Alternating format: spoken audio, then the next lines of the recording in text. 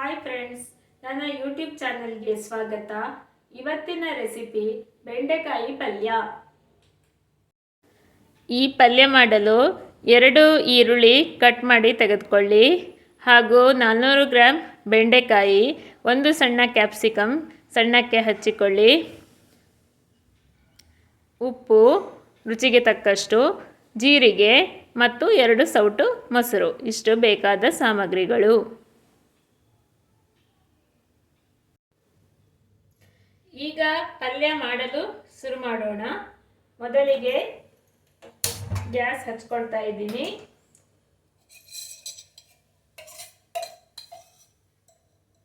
ಈ ಪಲ್ಯಕ್ಕೆ ಸ್ವಲ್ಪ ಎಣ್ಣೆ ಜಾಸ್ತಿ ಬೇಕಾಗುತ್ತೆ. ಒಂದು 4 ಟೇಬಲ್ ಸ್ಪೂನ್ ತೆಂಗಿನ ಎಣ್ಣೆ ಹಾಕ್ಕೊಳ್ತಾ ಇದ್ದೀನಿ. ಈಗ ವೆದರ್ ಸ್ವಲ್ಪ ಚಳಿ ಇರೋ ಕಾರಣ ಎಲ್ಲ ಎಣ್ಣೆ ಸ್ವಲ್ಪ ಗಟ್ಟಿಯಾಗಿದೆ.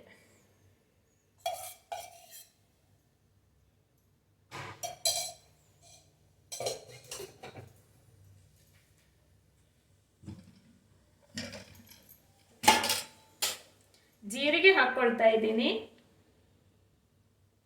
1 ಸ್ಪೂನ್ ಜೀರಿಗೆ,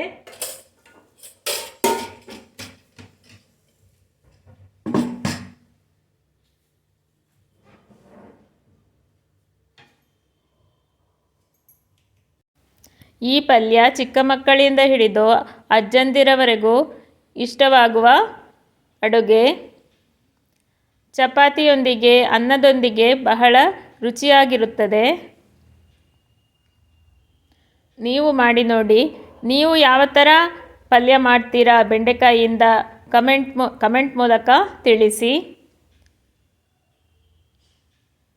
ಈ ಪಲ್ಯಕ್ಕೆ ಎಷ್ಟು ಈರುಳ್ಳಿ ಹಾಕುತ್ತೀರೋ ಅಷ್ಟು ಜಾಸ್ತಿ ರುಚಿಯಾಗುತ್ತದೆ.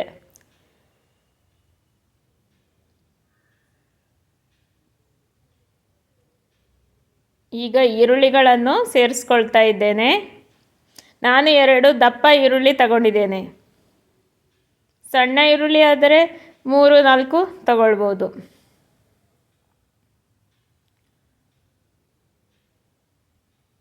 ಒಗ್ಗರಣೆ ಸಿಟಿದಿದೆ. ಈಗ ಹಾಕ್ಕೊಳ್ತಾ ಇದ್ದೇನೆ.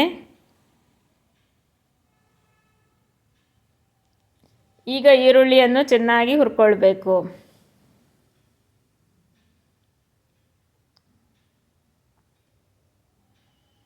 ಎಷ್ಟು ಈರುಳ್ಳಿ ಹಾಕಿದ್ದೇನೆ ಅದು ಅರ್ಧ ಅಂಶ ಆಗೋ ತನಕ ಹುರ್ಕೊಳ್ಬೇಕು. 1 ಸ್ಪೂನ್ ಉಪ್ಪು ಹಾಕಿಕೊಂಡ್ರೆ ಬೇಗ ಫ್ರೈ ಆಗುತ್ತದೆ. ನೋಡಿ, ನಾನು ಈಗ ಉಪ್ಪು ಸೇರಿಸ್ಕೊಂಡೆ.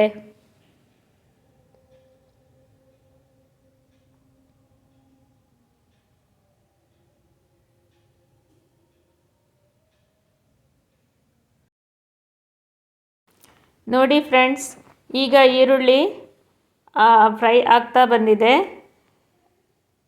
ಹಾಕಿದ ಈರುಳ್ಳಿ ಈಗ ಅದರ ಅರ್ಧ ಭಾಗ ಆಗಿದೆ.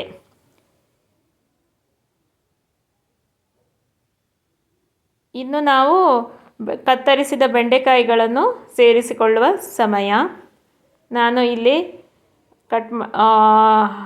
ಸೇರಿಸ್ಕೊಳ್ತಾ ಇದ್ದೇನೆ.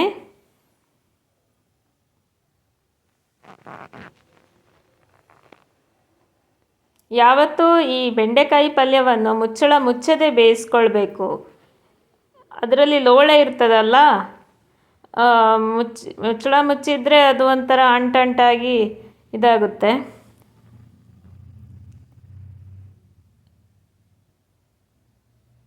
ಗ್ಯಾಸ್ ಫ್ಲೇಮ್ ಹೈಯಲ್ಲಿಡಿ. ಸ್ವಲ್ಪ ಹೀಗೆ ಹುರ್ಕೊಳ್ಳಿ.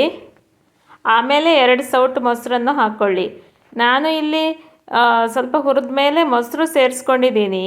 ಅದು ಮೊಸರು ಸೇರಿಸ್ಕೊಂಡ ಕ್ಲಿಪ್ ವಿಡಿಯೋದಲ್ಲಿ ರೆಕಾರ್ಡ್ ಆಗಿಲ್ಲ, ಹಾಗಾಗಿ ಹೇಳ್ತಾ ಇದ್ದೀನಿ. ನೀವು ಸ್ವಲ್ಪ ಹುರ್ಕೊಂಡು 2 ಸೌಟು ಮೊಸರನ್ನು ಸೇರಿಸ್ಕೊಳ್ಳಿ.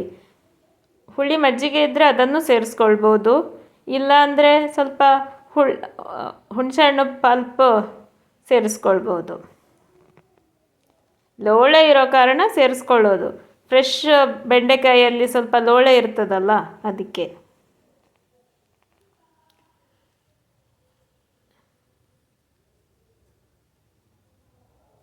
ನಾವು ಬೆಂಡೆಕಾಯಿ ಸಾಂಬಾರು ಮಾಡುವಾಗನೂ ಬೆಂಡೆಕಾಯಿಯನ್ನು ಬೇಯಿಸ್ಕೊಳ್ಳುವಾಗ ಹುಳಿ ನೀರು ಸ್ವಲ್ಪ ಹಾಕ್ಕೊಳ್ತೀವಿ. ಬೆಂಡೆಕಾಯಿ ಸಾಂಬಾರು ಸ್ವಲ್ಪ ನೀರಾಗಿ ಬಂದ್ರೇ ರುಚಿಯಾಗಿರೋದು.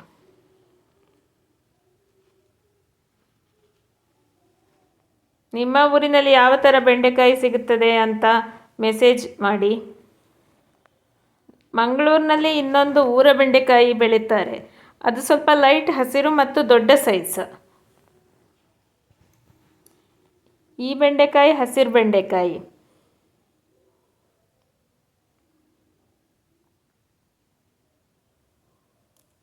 ಯಾವುದು ಹೆಚ್ಚು ರುಚಿ ಅಂತ ಕಮೆಂಟ್ ಮೂಲಕ ತಿಳಿಸಿ. ನಿಮ್ಮ ಶೈಲಿಯಲ್ಲಿ ಪಲ್ಯ ಹೇಗೆ ಮಾಡ್ತೀರಾ ಅಂತಲೂ ತಿಳಿಸಿ.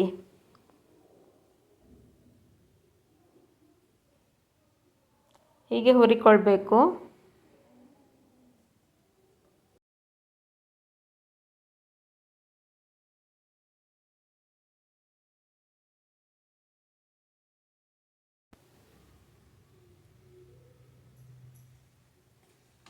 ನೋಡಿ, ಇಲ್ಲಿ ಸ್ವಲ್ಪ ಮೊಸರು ಹಾಕಿದ್ದು ಕಾಣಿಸ್ತಾ ಇದೆ.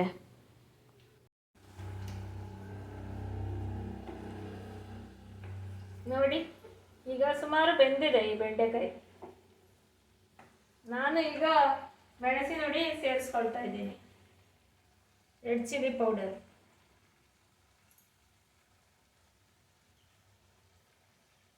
ಒಂದು ಸ್ಪೂನ್ ಚಿಲ್ಲಿ ಪೌಡರ್ ಹಾಕೊಂಡಿದ್ದೀನಿ. ನೀವು ನಿಮಗೆ ಖಾರಕ್ಕೆ ಬೇಕಾದಷ್ಟು ಹಾಕಿಕೊಳ್ಳಿ. ತುಂಬ ಖಾರ ಬೇಕಾದವರು ಜಾಸ್ತಿ ಖಾರ ಪುಡಿ, ಚಿಕ್ಕ ಮಕ್ಕಳು ಇದ್ದರೆ ಅವರಿಗೆ ಸ್ವಲ್ಪ ಕಡಿಮೆ ಖಾರ ಪುಡಿ. ಖಾರ ಪುಡಿ ಹಾಕದಿದ್ರೂ ಅದು ಆಗುತ್ತೆ. ಬೇಕಿದ್ರೆ ಒಂದು ಹಸಿಮೆಣಸು ಕೊಚ್ಚಿ ಹಾಕ್ಕೊಳ್ಬೋದು, ನಿಮ್ಮ ಇಷ್ಟ.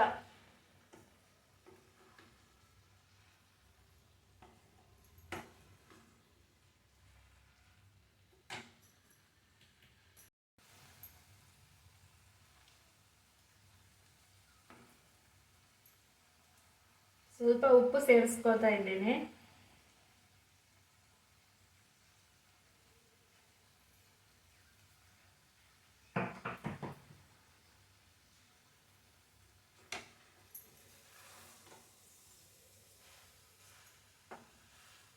ನಾವು ಈ ಪಲ್ಯವನ್ನು ಚಪಾತಿಯೊಂದಿಗೆ ತಿಂತಾ ಇದ್ದೇವೆ. ಅನ್ನದ ಜೊತೆಗೂ ಚೆನ್ನಾಗಿರುತ್ತದೆ.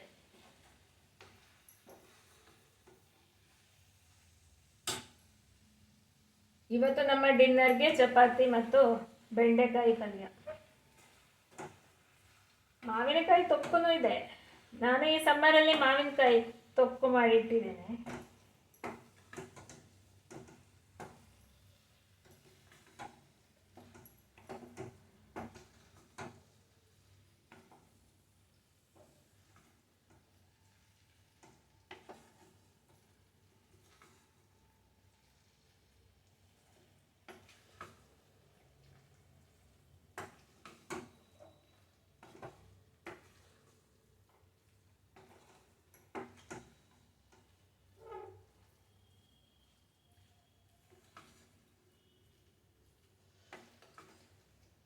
ನೋಡಿ ಫ್ರೆಂಡ್ಸ್, ಬೆಂಡೆಕಾಯಿ ಪಲ್ಯ ಸಿದ್ಧವಾಯಿತು.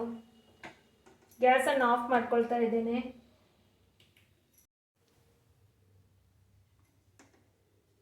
ನೋಡಿ, ಬೆಂಡೆಕಾಯಿ ಪಲ್ಯ ಬಹಳ ಚೆನ್ನಾಗಿ ಬಂದಿದೆ. ಈ ರೆಸಿಪಿ ಇಷ್ಟವಾಗಿದ್ದಲ್ಲಿ ನೀವು ಟ್ರೈ ಮಾಡಿ. ಈ ಬೆಂಡೆಕಾಯಿ ರೆಸಿಪಿ ನಿಮಗೆ ಇಷ್ಟವಾಗಿದ್ದಲ್ಲಿ ನನ್ನ ಚಾನೆಲನ್ನು ಲೈಕ್, ಶೇರ್, ಸಬ್ಸ್ಕ್ರೈಬ್ ಮಾಡಿ. ಧನ್ಯವಾದಗಳು.